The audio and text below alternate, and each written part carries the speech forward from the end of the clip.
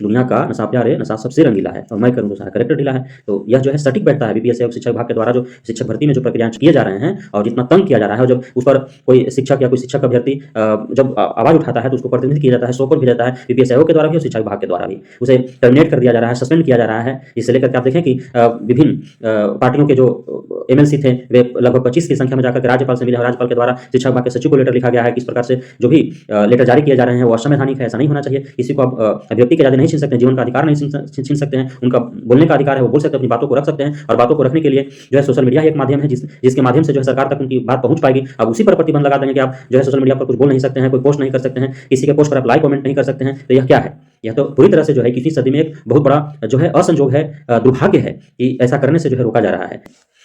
नमस्कार दोस्तों, मैं राकेश वर्मा आप सभी का स्वागत करता हूं आपके अपने सबसे भरोसेमंद और पसंदीदा यूट्यूब चैनल लेसन गुरुकुल पर। दोस्तों, आप देख पा रहे हैं लगातार बीपीएससी टीआरई 1 से ही बीपीएससी आयोग के द्वारा सैकड़ों अभ्यर्थियों को किसी न किसी कारण से प्रतिबंधित किया जाता रहा है। उनमें से कुछ कारण हैं जो न्यायपूर्ण हैं, न्यायोचित हैं, संवैधानिक हैं और वह सराहनीय कदम है बीपीएससी आयोग के द्वारा कि उन अभ्यर्थियों पर प्रतिबंध लगना ही चाहिए, क्योंकि वैसे फर्जी अयोग्य अभ्यर्थियों के कारण जो योग्य हैं, जो सफल हैं, जो लगनशील हैं, जो मेहनतकश हैं, जो कर्तव्यनिष्ठ हैं, जो सत्य और निष्ठा के दम पर प्रतियोगी परीक्षाओं में भाग लेते हैं और मेरिट सूची में जगह बना पाने की चेष्टा करते हैं और अपने जो है सही भाव से नौकरी पाने का उम्मीद पाले रखते हैं, उनका अधिकार का और अवसर का हनन होता है। तो वैसे अभ्यर्थी जो अपने जगह पर दूसरे से परीक्षा दिलाने का प्रयास किए, दूसरे को परीक्षा में बैठाने का प्रयास किए या फिर दूसरे लोग दूसरे की जगह पर बैठने का प्रयास किए, तो वैसे अभ्यर्थियों को प्रतिबंधित किया जाना बेहद ही सराहनीय कदम है। उन्हें आजीवन प्रतिबंधित किया गया है, यह एक अच्छा कदम है। लेकिन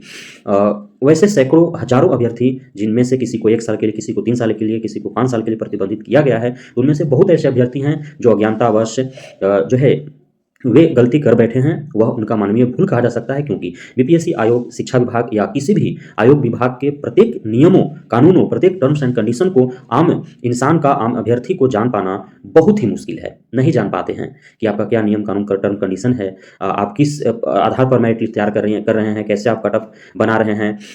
उनको जो अभ्यर्थी हैं उनको लगता है कि उन्होंने ओएमआर शीट को गलत तरीके से नहीं भरा है, बल्कि सब सही सही उन्होंने भरा है, और जो उनको मार्क्स जो कट ऑफ है वो कट ऑफ वो प्राप्त कर रहे थे, वो इस अनभिज्ञतावश नहीं समझ पाते हैं कि आखिर गलती उनसे कहाँ हो रही है। वो आकर के आपा खो देते हैं, क्योंकि कोई डेट ऑफ बर्थ के कारण छट जाता है, कोई एक आध अंक से पीछे रह जाता है, और वो काफ़ी भरोसे के साथ, उम्मीद के साथ इस शिक्षक भर्ती में वो शामिल होता है, बहुत मेहनत करता है, लेकिन मेरिट सूची में उसका नाम दर्ज नहीं हो पाता है, तो अपना आपा खो देता है। तो ऐसा होता है क्योंकि उस अभ्यर्थी के ऊपर क्योंकि शिक्षक बनने वाले बहुत सारे अभ्यर्थी हैं जिनके बीवी हैं, बच्चे हैं, बूढ़े माँ बाप हैं, सास ससुर हैं, है ना, घर परिवार है, पूरा भाई है, कुंवारी बहन है, छोटे भाई को पढ़ाना है, बहुत सारे का जिम्मेवारी होता है। तो वो जो है इस कारण जो है वो अपना आपा खो देते हैं। वह जब जाते हैं बीपीएससी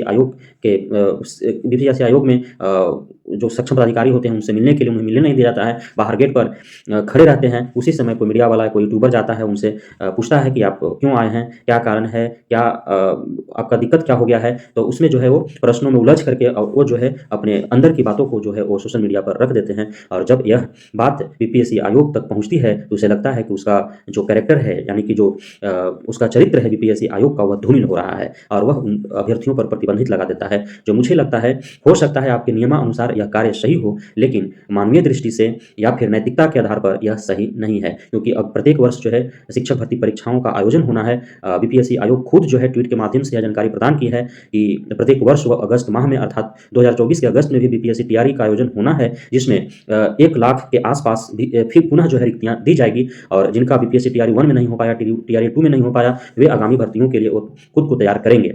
इसी बीच जब उनका नाम प्रतिबंधित सूची में आ जाता है तो और भी वो आपा खो देते हैं, उनका मानसिक संतुलन खो देता है, उनके साथ, उस अभ्यर्थी के साथ उस पे जो निर्भर जितने परिवार हैं उनका भी मानसिक संतुलन जो है वो बिगड़ जाता है। इसके कारण जो है वो गलत कदम उठाने पर मजबूर हो जाता है वो अभ्यर्थी। तो इन सभी चीज़ों से बचने के लिए बीपीएससी आयोग को नरमता बरतना चाहिए, क्योंकि कोई भी मानव है उसके पास अभिव्यक्ति की आज़ादी है, उसको बोलने की स्वतंत्रता है, मौलिक अधिकार है उसके पास कि वो अपनी बातों को रख सके और अपनी बातों को रखने का उसके पास अभी वर्तमान में प्लेटफ़ॉर्म जो है वह सोशल मीडिया ही है। सोशल मीडिया के माध्यम से ही वो अपनी बातों को रख पाएगा। बीपीएससी आयोग यदि परीक्षा कंडक्ट करा रही है या शिक्षा विभाग जो है डॉक्यूमेंटेशन करा रही है, तो अभ्यर्थियों के बातों को सुनने का उसके अंदर क्षमता होना चाहिए, बर्दाश्त करने की कैपेसिटी होना चाहिए। अभ्यर्थीगण जो है वो आपा खो देते हैं, वो अज्ञानतावश, अनभिज्ञतावश, नासमझी में कुछ न कुछ वो बोलते रहते हैं और लाज़मी है वो मानव का एक मानवीय इसको गुण या दोष कह सकते हैं कि लोग बोलते ही हैं एक दूसरे के बारे में। बीपीएससी आयोग के चेयरमैन ने भी शिक्षा विभाग के बारे में बोला है, बिहार सरकार के बारे में बोला है, शिक्षा विभाग भी जो है वो बीपीएससी आयोग के बारे में बोला है। पिछले टीआरई 1 में भी जब बीपीएससी आयोग ने जब दस्तावेज सत्यापन का कार्य प्रारंभ किया था, तो बीपीएससी आयोग और शिक्षा विभाग के मध्य जो लेटरवार चला उसमें उससे कोई जो है ऐसा नहीं है कि नहीं जानता है लोग, तो क्या उस वजह से बीपीएससी आयोग का जो कैरेक्टर था वो धूमिल नहीं हो रहा था? तो टीआरई 2 उसको कंडक्ट ही नहीं कराना चाहिए था यदि ऐसा था तो, क्योंकि अभी वर्तमान में भी शिक्षा विभाग के जो एससी/एसटी के पाठक उन्होंने पत्र के माध्यम से उन्होंने लिखा है कि बीपीएससी आयोग ने उनको थंब इम्प्रेशन जो है वो प्रोवाइड नहीं कराया था, इस वजह से बहुत सारे फर्जी अभ्यर्थी जो है वो घुस गए हैं। अब जाकर के जो है प्रोवाइड कराया है, तो अब थंब इम्प्रेशन टीआरई 1 टीआरई 2 का दोनों का होगा, क्यूआर स्कैनर से स्कैन होगा, एम आधार पर जो है उसका जांच होगा। तो ऐसा थोड़ी है कि नहीं हो रहा है।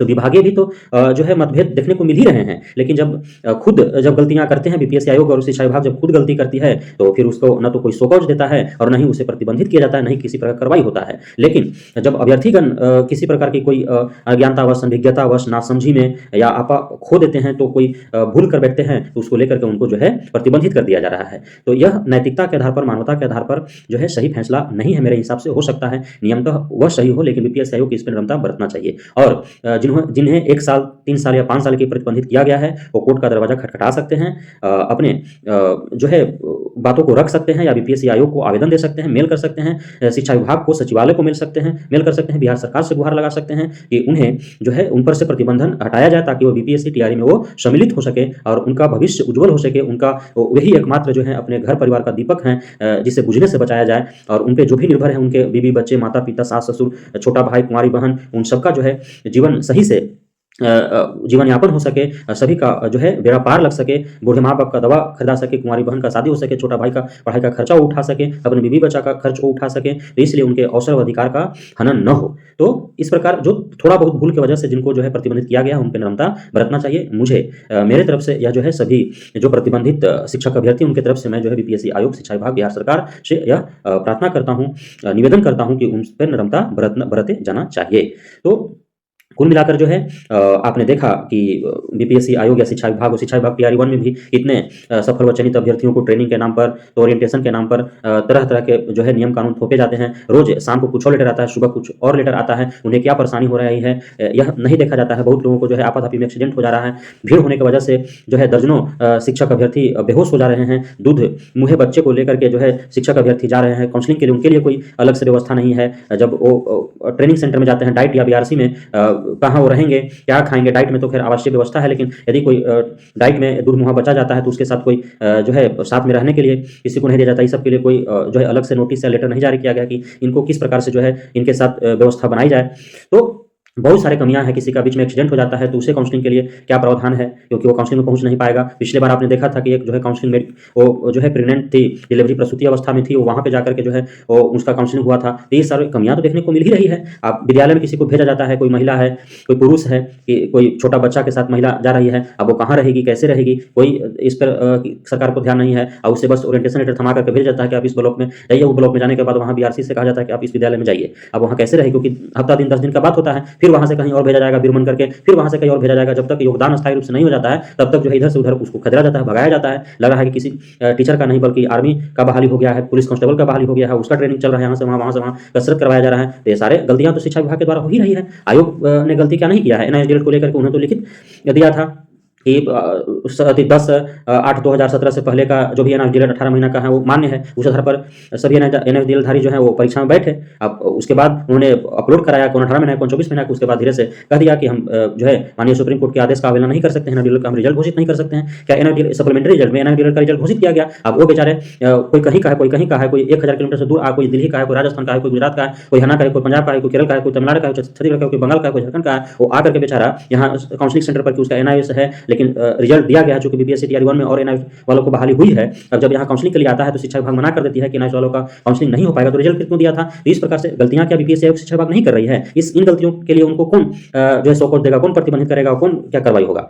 बीपीएससी आयोग क्या गलती नहीं कर रही है? बीपीएससी आयोग भी गलती कर रही है, शिक्षा विभाग का भी गलती की वजह से बहुत लोग परेशान हो रहे हैं। तो बहुत सारे हैं, इसीलिए मैंने बोला दुनिया का नशा प्यारे नशा सबसे रंगीला है और मैं करूँ तो सारा करेक्टर ढीला है। तो यह जो है सटीक बैठता है बीपीएससी आयोग शिक्षा विभाग के द्वारा जो शिक्षक भर्ती में जो प्रक्रियाएं किए जा रहे हैं और जितना तंग किया जा रहा है, और जब उस पर कोई शिक्षक या कोई शिक्षक अभ्यर्थी जब आवाज उठाता है तो उसको प्रतिनिधित्व किया जाता है, सौकौट भी जाता है बीपीएससी आयोग के द्वारा भी और शिक्षा विभाग के द्वारा भी। उसे टर्मिनेट कर दिया जा रहा है, सस्पेंड किया जा रहा है। इससे लेकर के आप देखें कि विभिन्न पार्टियों के जो एमएलसी थे वे लगभग 25 की संख्या में जाकर के राज्यपाल से मिले हैं। राज्यपाल के द्वारा शिक्षा विभाग के सचिव को लेटर लिखा गया है कि इस प्रकार से जो भी लेटर जारी किए जा रहे हैं वो असंवैधानिक है, ऐसा नहीं होना चाहिए। किसी को आप अभिव्यक्ति की आज़ादी नहीं छीन सकते हैं, जीवन का अधिकार नहीं छीन सकते हैं, उनका बोलने का अधिकार है, वो बोल सकते हैं, अपनी बातों को रख सकते हैं। और बातों को रखने के लिए जो है सोशल मीडिया ही एक माध्यम है जिसके माध्यम से जो है सरकार तक उनकी बात पहुंच पाएगी। अब उसी पर प्रतिबंध लगा देंगे कि आप जो है सोशल मीडिया पर कुछ बोल नहीं सकते हैं, कोई पोस्ट नहीं कर सकते हैं, किसी के पोस्ट पर आप लाइक कमेंट नहीं कर सकते हैं। तो यह क्या है? यह तो पूरी तरह से जो है 21वीं सदी में एक बहुत बड़ा जो है असंजोग है, दुर्भाग्य है कि ऐसा करने से जो है रोका जा रहा है। तो इन सारे चीज़ों पर जो बीपीएससी आयोग और शिक्षा विभाग को पुनर्विचार करना चाहिए और जो भी छोटी भूल के कारण जिनको जो आपके नियम कानून को नहीं समझ पाए, अज्ञानतावश अनभिज्ञतावश ना समझी में यदि वो डेट ऑफ बर्थ के कारण छठे 1-2 अंकों से पीछे रह गए और उनको लगा कि मेरे सूची में उनको नाम आना चाहिए था, क्योंकि आप रिजल्ट भी तो पूरा नहीं दे रहे हैं। अब रिजल्ट क्यों नहीं पूरा दे रहे हैं? ये भी तो एक कारण है, उसका स्पष्ट आप तो नियम कानून बता नहीं रहे हैं कि आखिर क्यों कारण है कि जिस कैटेगरी में जितना रिक्ति दिया गया है उतना आखिर आप सूची में नाम क्यों नहीं दे रहे हैं, उतने लोगों को आप क्यों नहीं मेरिट में जगह दे पा रहे हैं? आप टीआर 1 में ही देखिए, टीआर 1 में 1,20,000 लोगों का जो मेरिट बनाया गया, उसके बाद कितने ज्वाइनिंग किए? मुश्किल से 1 लाख के आसपास। 20,000 पर सप्लीमेंट्री रिजल्ट क्यों नहीं दिया गया? पहले तो बीपीएससी आयोग के चेयरमैन जो थे वे ट्वीट के माध्यम से भी कहें कि जितना डॉक्यूमेंट वेरिफिकेशन में छटेगा, जो ड्रॉप आउट हो जाएगा, उन सारे लोगों का जो है सप्लीमेंट्री रिजल्ट दिया जाएगा। एक नहीं बल्कि एक से अधिक पूरा रिजल्ट जब तक कि पूरा 1,20,000 सीट नहीं भर जाता है तब तक पूरा रिजल्ट जारी किए जाएंगे। फिर बाद में कहते हैं कि बिहार सरकार में वेटिंग लिस्ट का जो है वो नियम ही नहीं है, आपका अधिकार नहीं है कि आप पूरा रिजल्ट मांग सकते हैं, आपका अधिकार सिर्फ फर्स्ट मेरिट लिस्ट पर है और शिक्षा विभाग हमको जो है रिक्ति जितना देगा उतना ही पर हम जो है आप सप्लीमेंट्री रिजल्ट देंगे। तो ये सब गलती तो है नहीं, गलती तो भला फुसला करके आप भी जो है काम निकाल ही रहे हैं ना। तो इन सारे अपने बीपीएससी आयोग और शिक्षा विभाग को अपने अंदर भी झांकना चाहिए और सिर्फ बीपीएससी आयोग का ही कैरेक्टर नहीं है, अभ्यर्थियों का भी कैरेक्टर है। शिक्षक समाज का एक आईना होता है, जिससे देख करके बच्चे जो है अपने भविष्य की अपेक्षा करते हैं, अपने भविष्य बनाने का उस तरह का प्रयास करते हैं। इसलिए शिक्षकों का भी कैरेक्टर है, आप उनका कैरेक्टर को धूमिल कर रहे हैं लेकिन आपका कैरेक्टर जो है धूमिल दिख रहा है। तो शिक्षा विभाग और बीपीएससी आयोग को भी अपने अंदर झांकने की आवश्यकता है और जो इस प्रकार के बीपीएससी आयोग भी और शिक्षा विभाग भी जो शिक्षकों और शिक्षक अभ्यर्थियों पर जो प्रतिबंध लगा रही है उस पर पुनर्विचार करते हुए और जो छोटी मोटी भूल के कारण जिनको प्रतिबंधित किया गया है उन पर से प्रतिबंध हटाना चाहिए, ताकि अपना जीवन निर्वाह का जो आधार है वो शिक्षक बन करके जो अपना समाज में जो सेवा देना चाहते हैं, बिहार के शैक्षणिक पिछड़ेपन को दूर करने का जो प्रयास करना चाहते हैं, बिहार के किसान मजदूर गरीब के बेटे को, बच्चों को सरकारी विद्यालय में जो पढ़ने आते हैं उनके भविष्य को संवारना चाहते हैं, उनके अधिकार और अवसर को हनन नहीं करना चाहिए, उनके इस लक्ष्य को आड़े नहीं लेना चाहिए और प्रतिबंध हटा देना चाहिए। हम बीपीएससी आयोग के द्वारा वैसे अभ्यर्थी जो दूसरे को परीक्षा में बैठाने या दूसरे के बदले में परीक्षा में बैठने का प्रयास किए उन पर जो प्रतिबंध लगाया गया उसके लिए मैं सराहना करता हूँ, लेकिन छोटी भूल के कारण जिन अभ्यर्थियों पर प्रतिबंध लगाया गया उन पर से प्रतिबंध हटाया जाना चाहिए और जिन पर प्रतिबंध लगाया गया है उन्हें भी हाथ पर हाथ धर बैठ करके चुप नहीं बैठना चाहिए। उन्हें जो है अपनी बातों को बीपीएससी आयोग, अब शिक्षा विभाग, बिहार सरकार और यहां से यदि हाल नहीं निकलता है तो आपको कोर्ट का भी दरवाजा खटखटाना चाहिए, क्योंकि आपको जरूर न्याय मिलेगा। आपने जानबूझकर गलती नहीं किया है और अपनी बातों को रखना कोई गलत नहीं है। इससे आयोग का छवि धूमिल नहीं होता है, सिर्फ एक लाइन जो है दे दिया गया है कि धूमिल हो रहा है, इसलिए आपको प्रतिबंधित किया जाता है। धूमिल जो है शिक्षकों और शिक्षक अभ्यर्थियों को बीपीएससी आयोग और शिक्षा विभाग से अधिक जो है इनका कैरेक्टर जो है, इनका चरित्र जो है धूमिल करने का प्रयास किया जा रहा है। जो बहला फुसला करके क्या एनआईएस डीलर जो है सरकार के द्वारा किया गया था, बीएड को 1 to 5 में जो है वह जो है कौन दिया था? एनसीटी ने दिया था। अब एनसीटी और केंद्र सरकार एमएचआरडी जो है सब अब पीछे हट गए। क्यों एनआईएस को जो है वो नहीं दिया जा रहा है फ्रेश रिक्रूटमेंट में? उनको भी मौका दिया जाना चाहिए। 1 to 5 में बीएड वालों को क्यों हटा दिया गया? या 1 to 5 में बीएड वाले परीक्षा दिए, मेहनत किए, उनका मेरिट सूची में नाम आने वाला था, पूरा जो है उनका सगे संबंधी घर परिवार सब कुछ थे कि अब जो है नौकरी हो जाएगा, हमारा बेटा बीएड किया, हमारी बेटी बीएड किया, हमारी बहू बीएड किया है, हमारा दामाद बीएड किया है, तो क्या उनके कैरेक्टर धूमिल नहीं हुआ? बहुत लोगों का जो है वो शादी लग चुका था, अब 1 to 5 से आप उनको हटा दिए तो उनका शादी कट गया, क्या उनका कैरेक्टर धूमिल नहीं हुआ? एनआईएएस वाले जो है बहुत अब रिजल्ट दे दिए, अब खुशी में थे वो कि फर्स्ट मेरिट लिस्ट में नहीं आया तो सप्लीमेंट्री रिजल्ट में उनका चूंकि डेट ऑफ बर्थ से छठे थे उनका रिजल्ट आ जाएगा, रिजल्ट आपने दिया भी, अब वो काउंसलिंग के लिए आया, काउंसलिंग नहीं हुआ, फिर वो घर जाते हैं तो उनका घर परिवार गाँव समाज क्या कहेगा? क्या उनका कैरेक्टर धूमिल नहीं हो रहा है? तो धूमिल ये जो है आपने जो रास्ता अपनाया है कैरेक्टर धूमिल होने का, कि कैरेक्टर धूमिल हुआ इसलिए आपको प्रतिबंधित किया जाता है, ये सरासर अन्यायपूर्ण, अनायोचित, असंवैधानिक है, गैर कानूनी है। आपको जो है इस पर पुनर्विचार करना चाहिए और छोटी-मोटी गलतियों के कारण आपको प्रतिबंधित नहीं करना चाहिए, चाहे सिंचाई विभाग हो या बीपीएससी आयोग हो। मैं पुनः एक बार इन सभी प्रतिबंधित, चाहे वो बीपीएससी आयोग या शिक्षा विभाग के द्वारा हुए हैं, उन सभी अभ्यर्थियों, भावी शिक्षकों या शिक्षकों के ओर से मैं आग्रह करता हूं बीपीएससी आयोग और शिक्षा विभाग से इन पर से प्रतिबंधित यथाशीघ्र हटाया जाए। बहुत बहुत धन्यवाद आप सभी साथियों का हमारे साथ जुड़ने के लिए, हमारे साथ बनने के लिए। जय